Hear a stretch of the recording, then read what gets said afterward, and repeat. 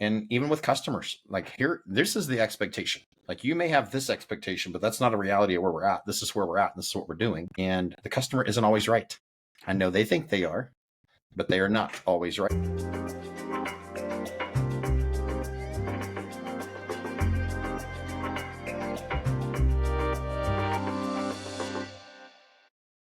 Hey everyone, welcome back to Business Aspirin. I'm your host, Clint Junell. And today I have with me Nathan Gribowski with Royal Comfort out of the Denver area. Nathan, how are you, my friend? I'm doing great. It's a great day.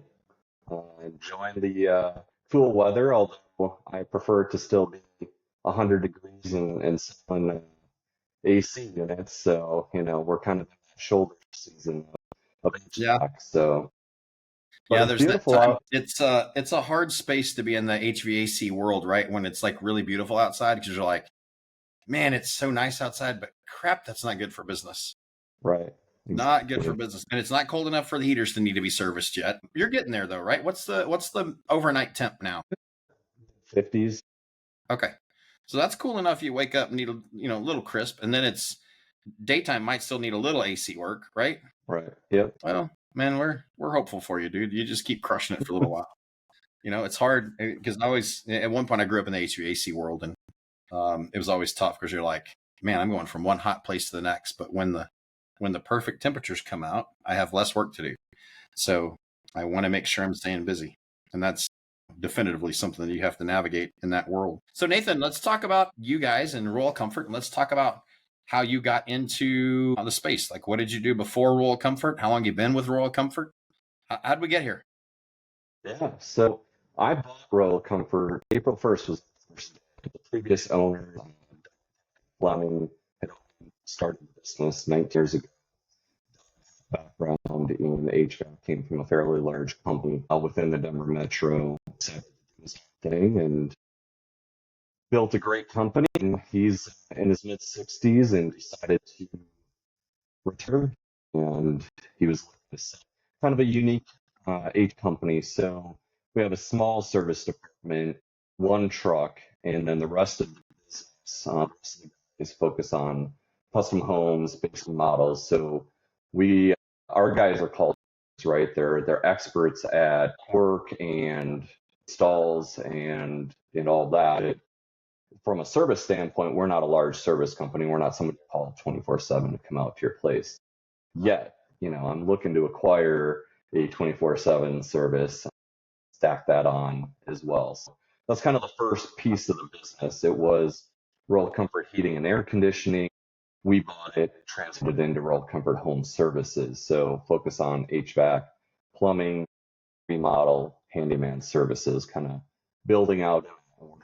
We can talk about that a little bit more. I'm actually in the process of an acquisition right now on a plumbing and heating company. That'll be a great bolt on. We can talk a little bit more about that. But my background is HVAC. My background is business. I came from a Fortune 500 company that I'd worked for about 5 years in warehouse procurement, commercial finance as well. My background's really pricing. That's where I'm strong at.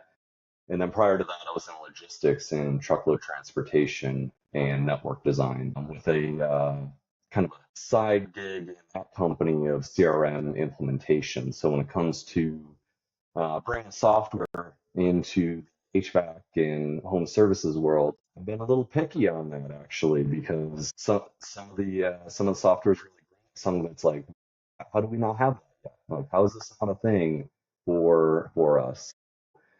That's been a kind of interesting play. But Doug ran a great business, but Doug was operating on a legal pad and handed, here's your price book, and it's one piece of paper. And I said, well, what happens if you lose this piece of paper? He goes, well, I did that once. It was up in Winter Park, and I had to drive all the way back there to get it. And I thought, oh my God.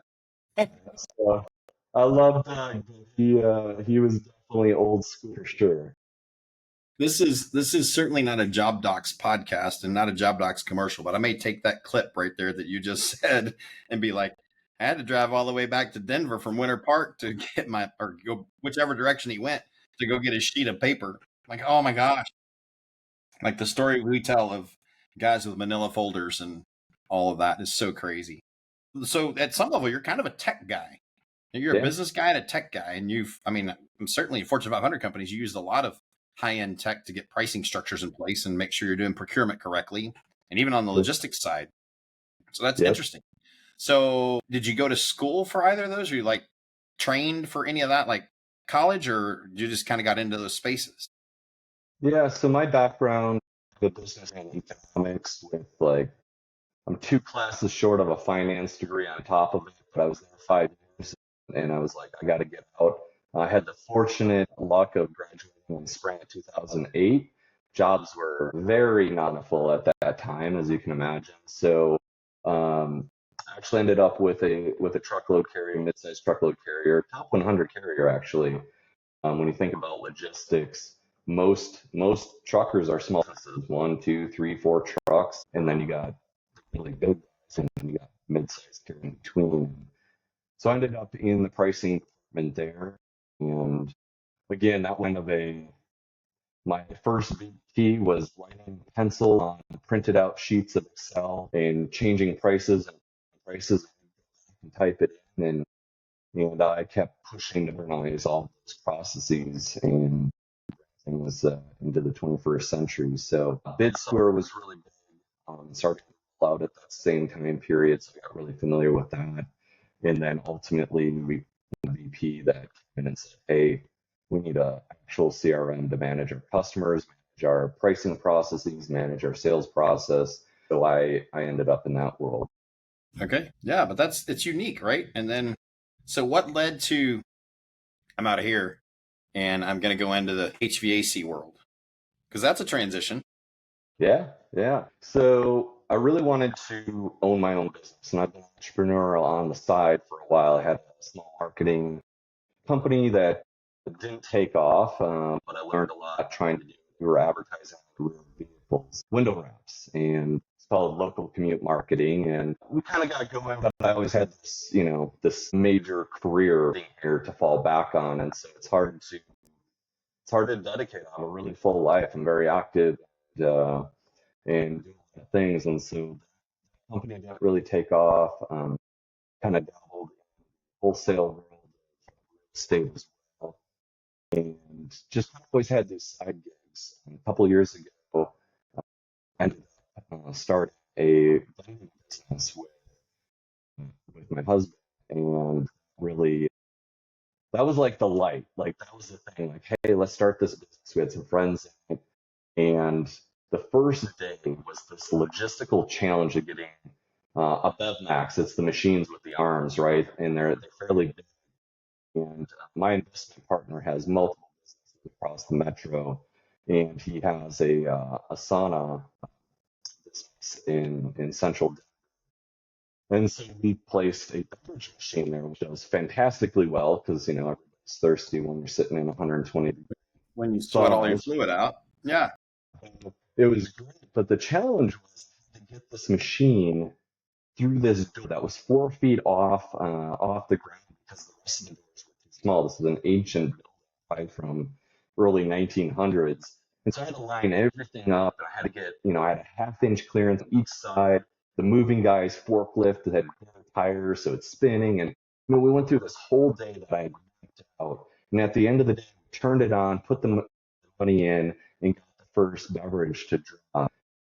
And it was so rewarding. I mean, that thing was so much more rewarding than I really felt like it did. Not that the work isn't important in a Fortune 500, but to have your first sale on a beverage machine to be rewarding is like, yeah, I got to do something different with my life. And from that point on, I was like, yep, I need to do it. Now, how to end up in HVAC? That was the question, right?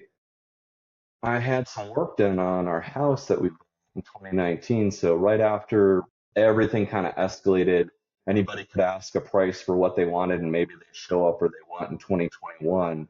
I ended up having an HVAC plumbing electric company show up and actually do the work. It was two guys, very professional, but man, was the price high. And I looked at that, and I'm a pricing guy, right? I can break things down. I understand hours. I just back into it because that's what I do in business. I go trying to figure, how to operate. And I said, man, the margin in this business, I need one of these companies. And so it was a combination of my partner, friend, several of us, right, have some businesses helping get going. He was in landscaping business to many, many millions, sold it to private equity, retired. Retiring is not a great thing for a 30-year-old. He decided to get back into business and start helping guys like me businesses off the ground or buy businesses as well. We uh, we had a mutual friend that fortunately passed away from cancer and pneumonia in February. We got to spend some time together. We've been talking about this for a while, so we ended up the next week with his family friends who Kathy the street. Kathy, changed his diapers and funny thing is he'd been talking about this. Said, hey, yeah, my neighbors have an HVAC company, different unique. And the funny thing is, I'm on by the cell and I'm on all these sites looking at companies. I still have a folder sitting in my Google Drive that has Rural Comfort. Absolute no. It was a no. I looked at it back in September. The price of it was too high based on the numbers and everything. And and then we got to talk and falling out of contract previously with somebody else, and we ended up being able to strike a deal that worked for both of us. And I'm really happy. It's a great brand. I've got great guys. It's a great legacy to build on. So that's kind of how we went from 0 to 60, and then all of a sudden it was closed. It was like here was this dream. I think that work I did was 2021 or 2022, and now it was 2025, and I was out. It was like just a flip. It was like I'm giving up the safety of a corporate career. I'm going to climb out of that rat race and climb into a new one. I follow somebody we're probably both familiar with, Cody Sanchez, and she is phenomenal. Great person, podcast to listen to, book to read now. I've been following her before her book was out for the last couple of years. And I was introduced when I talked to her friend about the vending business. And this friend, I ran into her outside the yoga studio, and she said, hey, I told her what we were doing. She's like, man, you really got to follow Cody Sanchez. Started listening to Cody's stuff, started implementing it, started the search process, started to really understand how do you price these businesses. And the numbers are easy for me. I'm a numbers guy. So once I got that kind of turning, that was easy. Managing a team, managing through, switching from the corporate world to the trade world. It's a different group. People is so interesting. These guys are like, yeah, we're gonna talk this through. We're gonna talk it through, and we're not gonna send a stabbing email, to and work it that way. We're just gonna hammer this out right here, right now. And so The blue collar world's a little grittier and at the same time a little more peaceful, right? yeah. Because it's not Oh yeah. that backhanded drama that's associated with everything. It's like, listen, dude, what the hell is that? What are you doing? And they get stuff resolved. It's great. Okay, so if we were talking from this perspective as a business aspirin, where we're trying to talk to entrepreneurs that are coming into something, on your story on how you wound up in the HVAC space, what advice would you give to someone that is looking to transition, and maybe in some cases out of the corporate world because they're tired of that grind? What advice would you give them on looking for and deciding about the vertical they're going into based on how you did it? Right. I would find something that you can, I mean, this is cliche, but be passionate about, right? And even though I don't have the background in HVAC or in the home services, it is something that I understand as a homeowner. I've gone through the pains of it as a husband of somebody who's a real estate agent and has dealt with those companies in inspection periods and all that. Like I understood the need for people that aren't going to rip you off, right? That aren't going to sell you a system you don't need. So that's where my passion comes. Is I saw, hey, this is something everybody needs. Of course, I wanted something fairly recession resistant. That was key for me. I had career and salary, and And I wanted a piece of advice I'd give is you really have to decide if you're going to be the general manager or if you're going to be big enough that you can hire that general manager and just work on the business. Now, I bought this business thinking I was going to GM it and quickly realizing that that's not the best use of time. I need to be working on the business, but I don't necessarily have the EBITDA to support that, right? So all of a sudden it's like, hey, we got to quickly another company. And I'll be honest, like the way this next company has come to me has just been, people say it's a coincidence. I say it's my higher power God really working through this with me. And as you put that out there, you put that energy out there, things show up, and that's what's happened. But back to the question, like how do you choose that, right? I would say it's got to be something you got to be passionate about.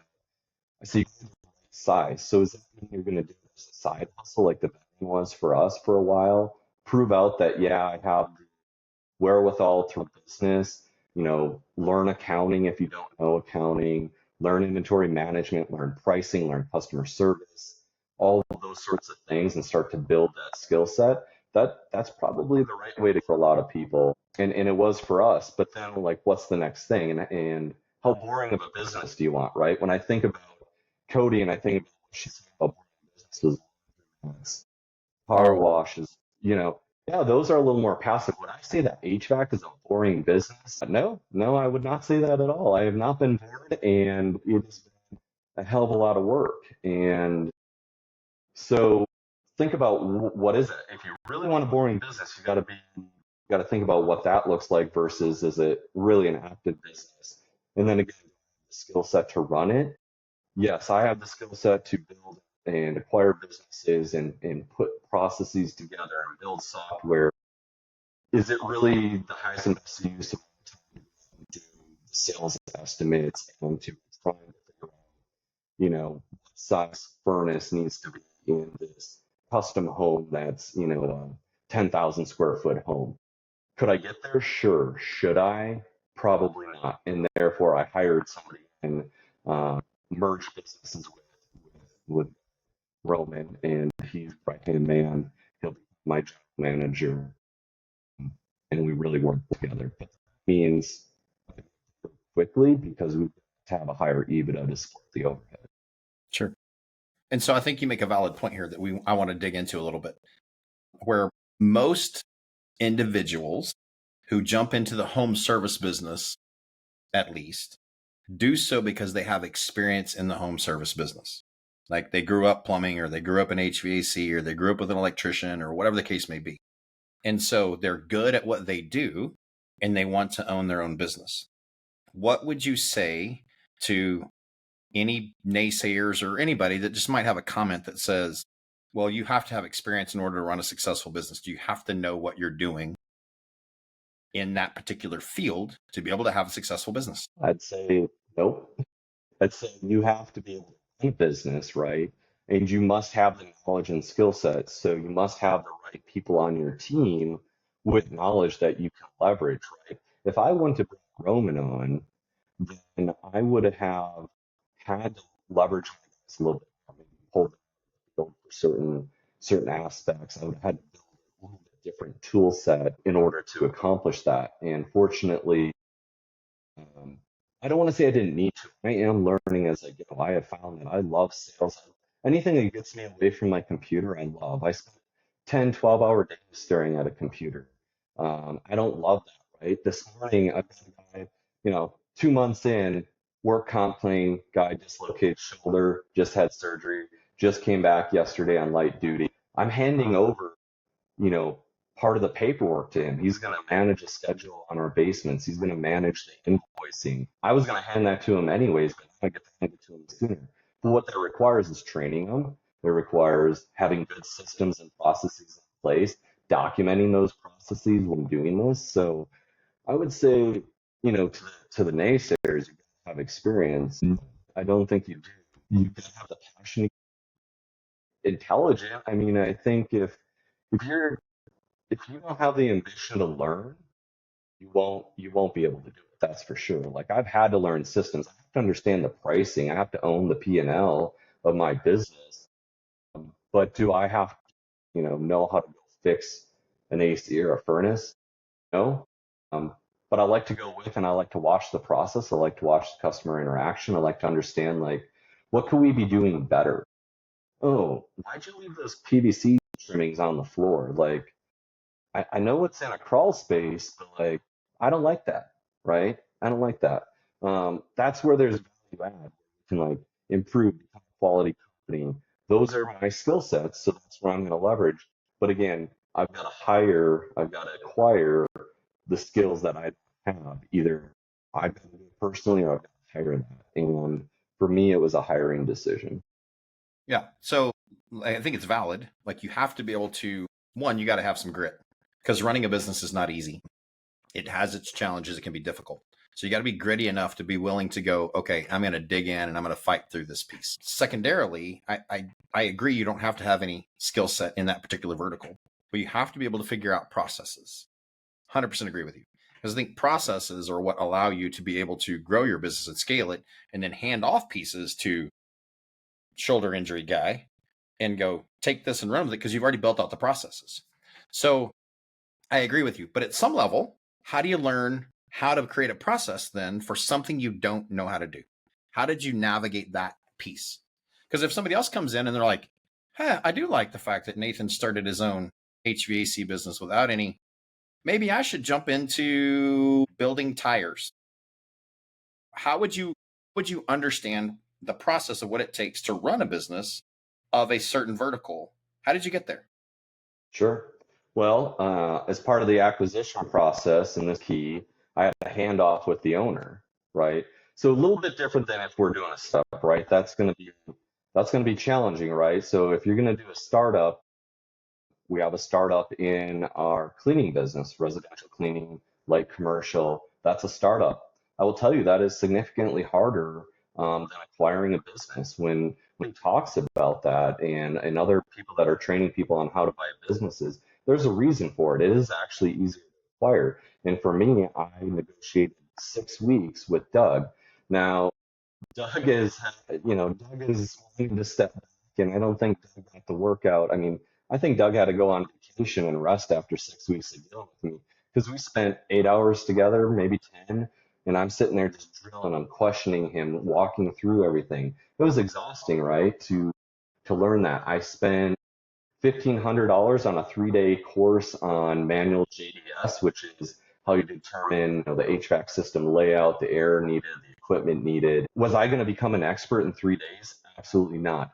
Did it give me enough knowledge to then be able to ask additional questions? Absolutely.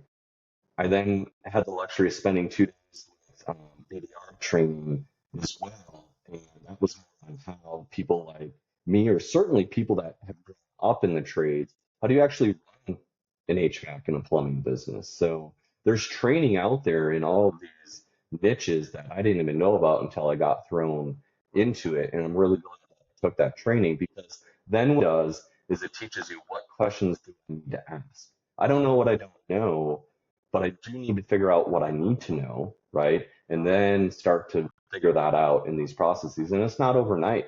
There are still things that I do not have in our system that I wish I would have had 2 months ago. But I have to kind of divide and conquer. I have to prioritize what challenge am I going to handle this week, and I want to knock that out off my plate. That'll improve that process, right?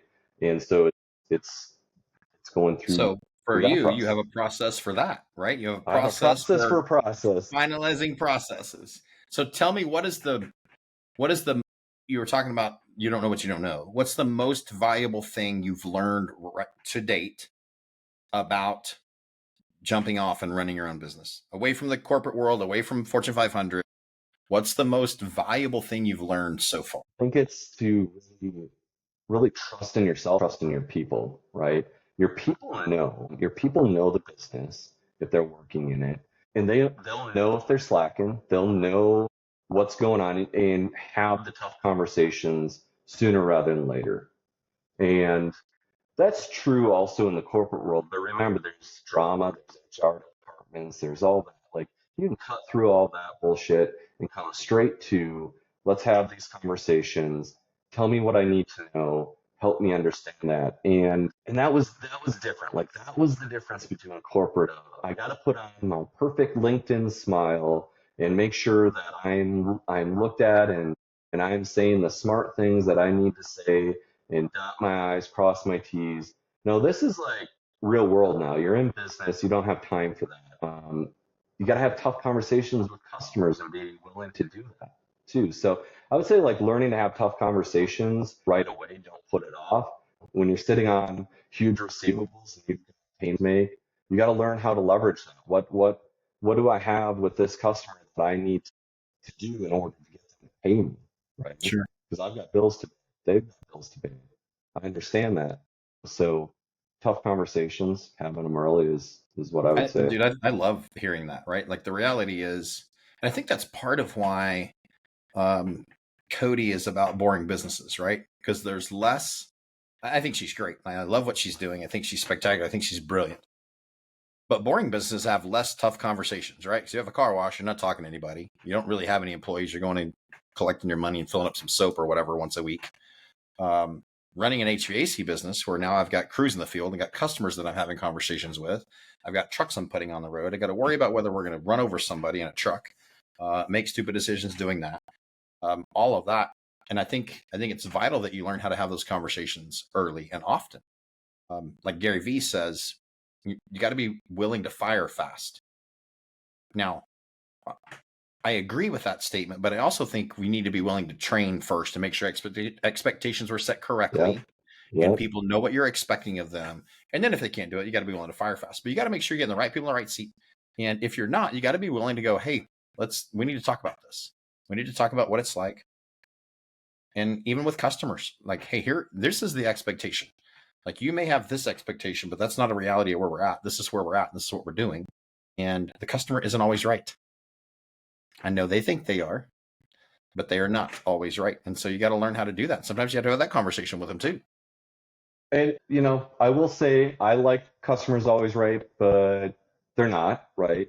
What I would say is, and we deal in the customer world, right? So I've had this conversation with my guys because what I've noticed in the trades, in the training that I've sat on, and what's been dialogued is that people kind of get set ways. This way, it only gets done this way. The longer people stay in the trades, up here they seem to get a little bit around certain things, right? And so first I kind of had to really gain the trust of my guys, right? I needed them to understand like I like quality. I'm going to be fun on that. I expect you to be interacting with our customers in a fair, reasonable manner. One of the first things that I said to these guys is I said I like making money and I like making sales, but I swear to God, if you sell an old lady that has a 5-year-old system, a new system that she doesn't need, I will fire you. Like, there will be no second chance. We don't do things like that. That is not the kind of company that we are. So that set the stage. We're a quality, reputable company. That's how we business. That's what I expect of you. And then the next thing is tough conversations around, hey, we're going to change kind of how we do this. I don't like saying no, especially on custom. Somebody's spending $10 million on a home. If they want something slightly different, they want to do it. So I figured out, well, what can we and can't we do? And what's going to be that threshold for measuring, right? And so I kind of came up with these 3 C's. Does it meet code? Does it or does it not compromise the system in a way that's going to cause an issue? Oh, theoretically, I think that might be the issue.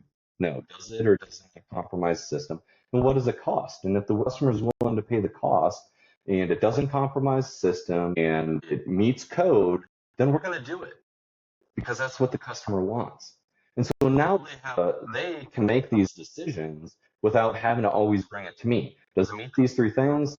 Have we priced it appropriately because it's something unique that they want? Yeah, okay, let's do it. We deliver comfort, right? So those 3 C's, once we hit them, deliver comfort. So that's a formula, right? So I'm a formula, I'm a numbers guy. We're kind of back to that process thing. How do you do that, right? Well, I don't want to say you just figure it, but you have to think about these ways that you can deliver these messages and get your team on board with the vision for the company. And that was really, really important because these guys they worked for Kathy, and not everything was always explained to them. They were kind of just like, go do your job. I don't like that. These guys need ownership in the company. Yes, they're not owners, but they need to have ownership in the outcomes so that we can move them up. I have guys that want to set their toolbox down and manage teams. Well, that means we have to do really quality work. We got to pass inspections. We deliver to the customers so we can get more customers, can get the repeat customers. We can build this business so we can get more guys in so you can become a manager. That's what I want for my team. I want all of my guys to be moving up and to have opportunity. And they will as we grow, and they understand that. Well, I love when you started this section talking about the integrity side of things because, we have a restoration company here in DFW, and the number of plumbers that we've dealt with that want to refer work to us, and they're trying to make something out of nothing because they want to get paid a referral fee. And I tell them all the time, and I tell my guys, like, I'm not going to make this into something that it's not. If it's in the best interest of the customer to say, hey, listen, you can borrow this fan from me, or you can go rent a fan from Home Depot, but you don't really have a major issue that really requires you spending thousands of dollars with a restoration company to make this work. And yeah, I mean, we're running a business. We're trying to be profitable. We need to make this stuff work, but at the expense of doing it the right way is. So kudos to you for that, man.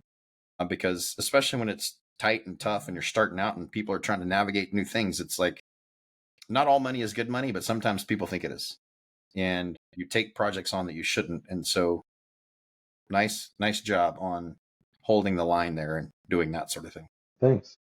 What is something that you wish you would have known before you got started? I think I knew it. I think you just have to experience working capital and the impact that slow payments will have on you. You have to be prepared for it. You have to know your numbers, right? So in this industry, when I went to that training, I learned it's $150,000 $1 million in revenue. I think that's right. I've run lean. I've had the fortune, of being able to run lean and be able to go back to my investment partner and needed. I've run leaner than I should. But if I didn't have that luxury, it would be rough, right? I would want to go home equity, putting on cards and juggling. So do not underestimate how much capital you need. Now they said if you're dealing with commercial, it's even more because they have even longer terms on commercial projects. And like commercial projects, your terms just really go out. So And for me, you turned a wrench the wrong direction slightly, and now I don't have to pay you for another 60 days because you didn't cross your T perfectly or something. Some of those commercials can get crazy. So I get that too. Yeah. So working capital, making sure that you have enough because there's nothing scarier, I think, than looking at your like how many payrolls do I have left before I'm out of money? Right. That's enough. Kind of always you learn to look at the numbers a little bit different. How many payrolls do I have left? Where are my cards sitting? Are my terms with my sitting? Like you got to look at all of that on your balance sheet and say how much working capital is sitting there, and then get through the head and shoulder seasons.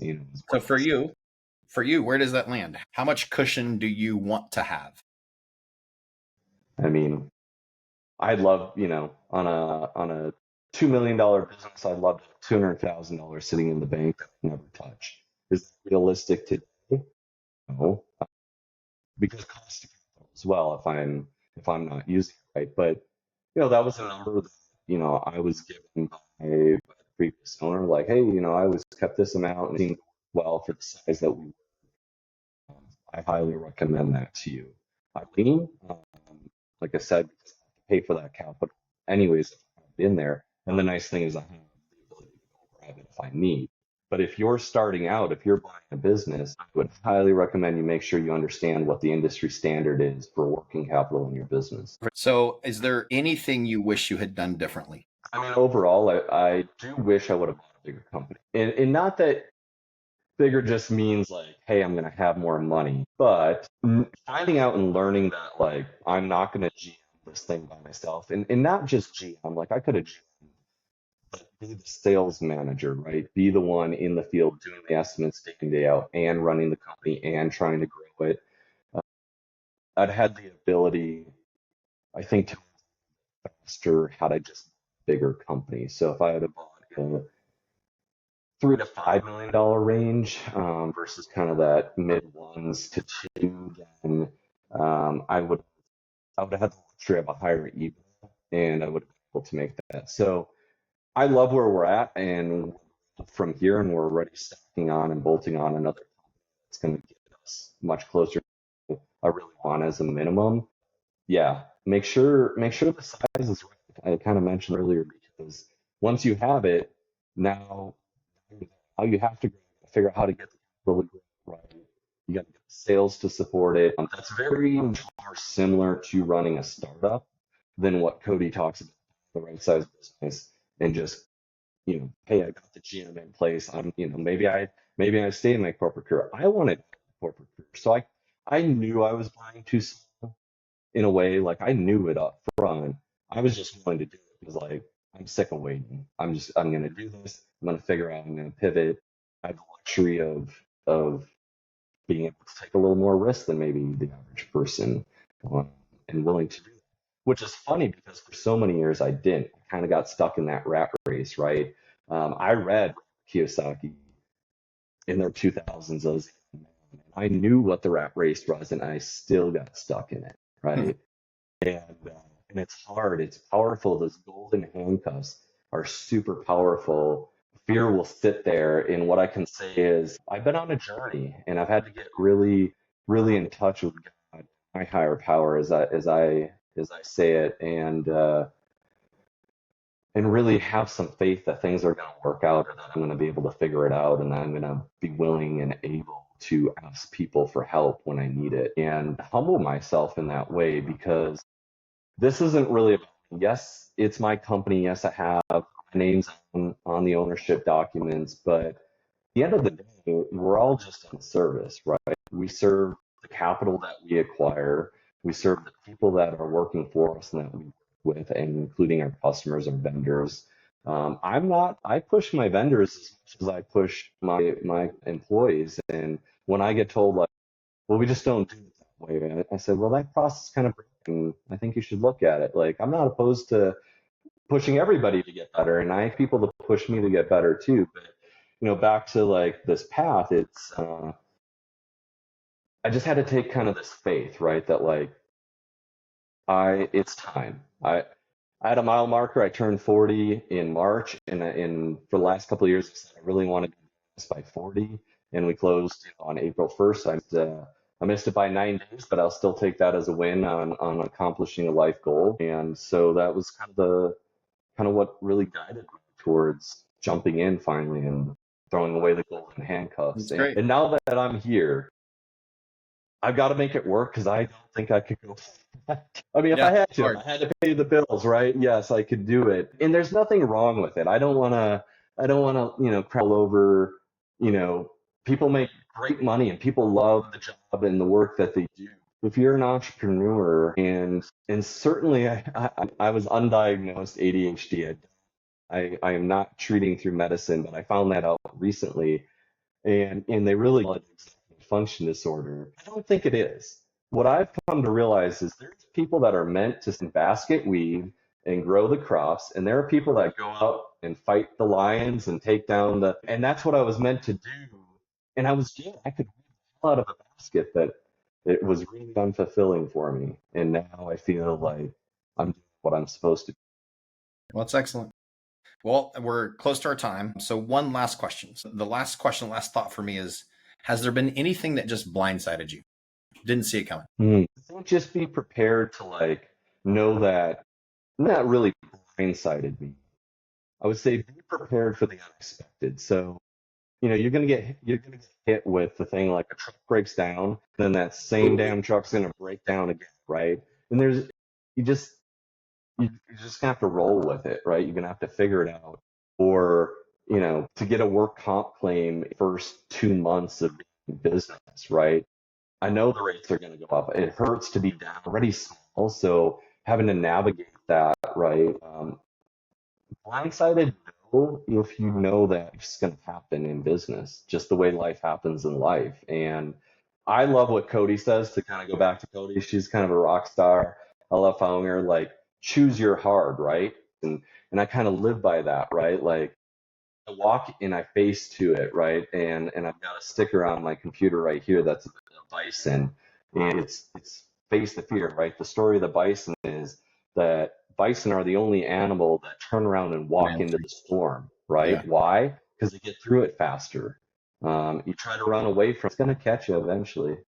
So why not just turn and bear You it? gotta go through it, right? You gotta go through it. So go through it and get it over with.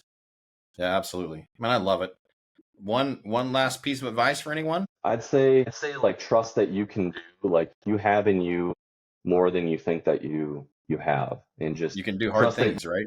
you can do hard things, you will get through it, and don't be afraid to fail. I know that's cliche, but like once you get through the willingness to like, hey, if this doesn't work and it fails, I can always do something else. Like you don't fail until you stop, right? And we're Correct. here until we're not. So Correct. you might as well have some And fun along the way. yeah, and from that perspective, right? If you're quick to want to quit, you'll quit quickly. So go do hard shit and work hard, and let's dig through this and let's make things happen. Nathan, man, it's been great having you on, dude. I really appreciate you being here. I appreciate the wisdom and the insight. What a great conversation. Yeah, thank you so much for And the I may have to time. hit you And up, man. I love the Denver market just because I like to ski. So coming there you through go. there, I'll go pick up that piece of paper at Winter Park for you and bring it back. There you go. I appreciate you, man. Take Thanks, care. Clint. You too.